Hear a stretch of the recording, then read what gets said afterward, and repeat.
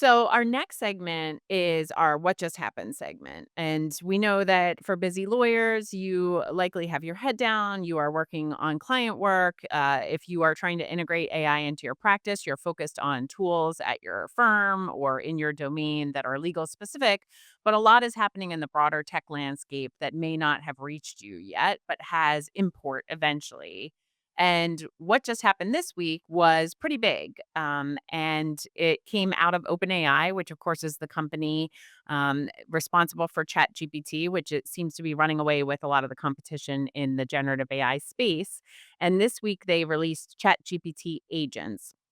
And we've been talking a lot about agentism generally, which is the idea of giving a generative AI tool a task to do and having that tool go off and not need directions on every step that it needs to take to achieve that goal. And ChatGPT agents are sort of the embodiment of this idea. And it brings together a few different things that OpenAI has released in the last few years. One of them is Operator. So some people might remember Operator from last year, I think, which was the ability of ChatGPT to actually engage with websites. So you could see it going into your computer and actually sort of using the mouse to move around within your computer's interface and play around with websites.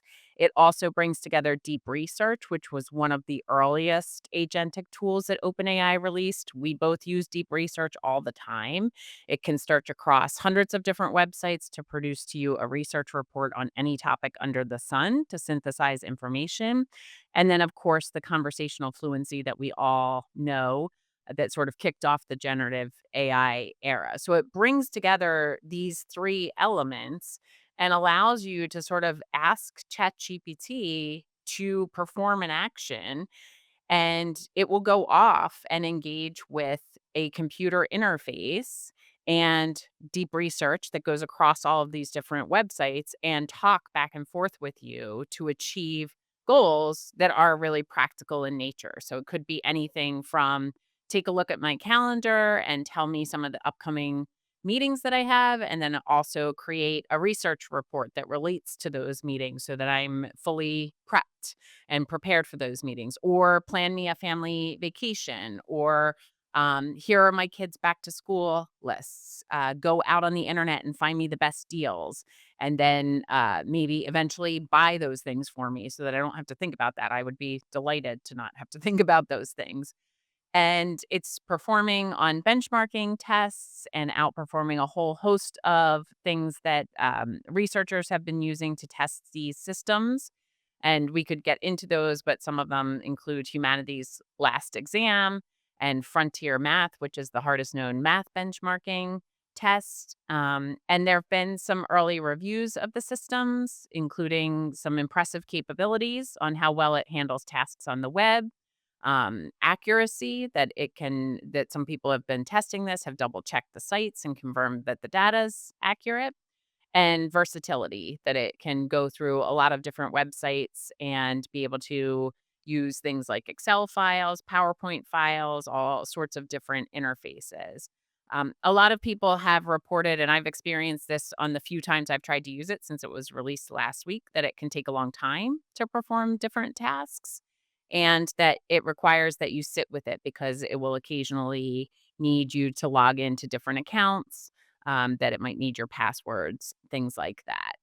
And so that is sort of an overarching summary of what it does. It's early days. I think this came out just last week or Yeah, maybe Thursday or Friday. I mean, I actually didn't get access to it until today, although I think that was because I forgot to, like, log out and log back into my ChatGPT account, which is the equivalent of, like, turning off your iPhone when it doesn't work. You have to I kept going like, "Why don't I see Agent? Where's Agent?" And I just had to log out and log back in, and there it was.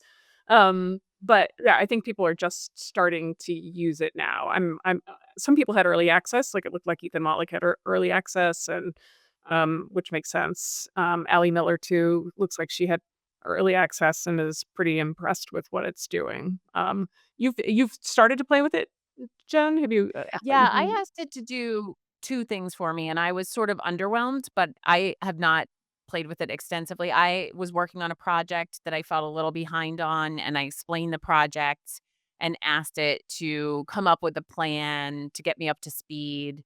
on a whole host of different sort of deadlines, which was, in fairness to the agents, was not really something I needed this capability for, and it thought for a really long time, and then the output was something similar to what GPT 4.0 would have given me, which, again, I probably only needed 4.0 to do.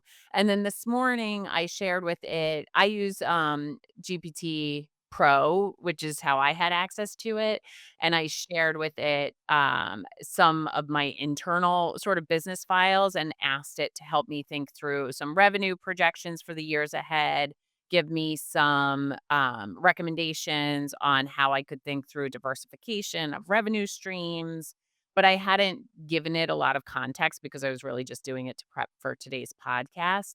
So it did give me a new Excel spreadsheet and it gave me some recommendations, but they were pretty generic.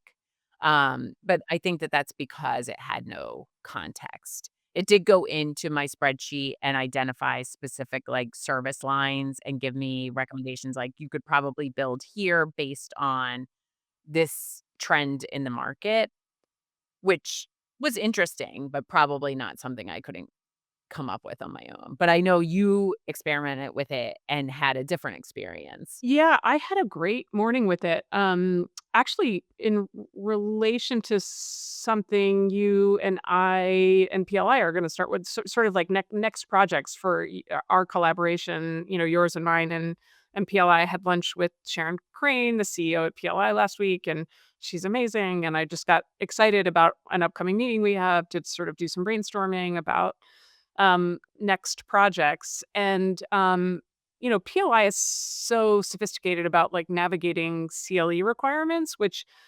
if you're thinking about building kind of next gen um, education tools for lawyers who are, who want to be able to learn in kind of next gen ways for next gen practice, you're going to have to account for current gen CLE requirements, which is complicated across all of the different states. But you don't want to build education that lawyers feel like they can't take because they have to go take their CLE approved, right? So I was just trying to understand both the regulatory environment that continuing legal education falls in. I know Sharon knows all this, so she could probably teach it to us, but I don't want to bother Sharon with it. So I wanted to understand it better myself.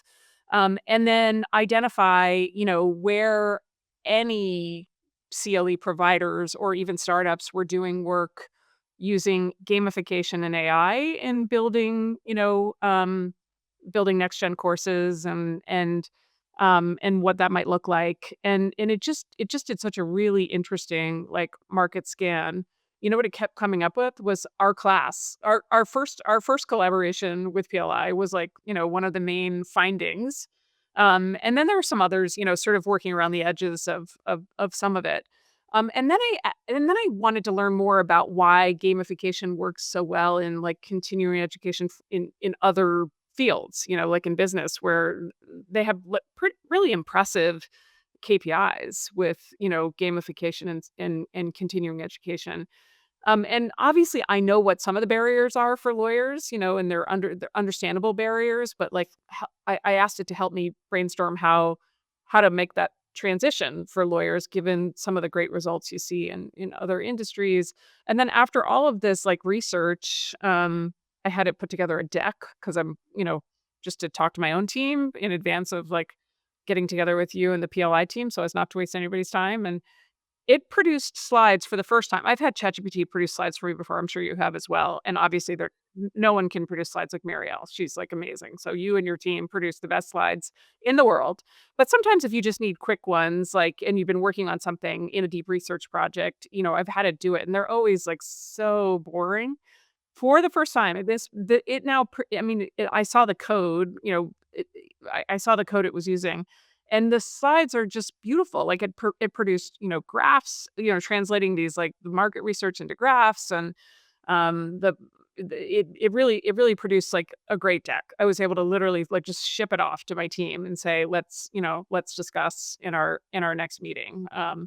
Just the deck. I didn't even send the research yet, but, I think we're gonna have fun with this one. I think it's gonna be, really useful for some of those projects that you just never get to, right? That are on your list and you're like, "Yeah, when am I gonna have the time to put that together?" But Especially PowerPoint too, like setting aside the beautiful decks that Marielle creates, the ones that you're using internally or the ones where you've wanted to prepare something to share with people, but there's not like a ton of value add to you spending the time to put them together. right.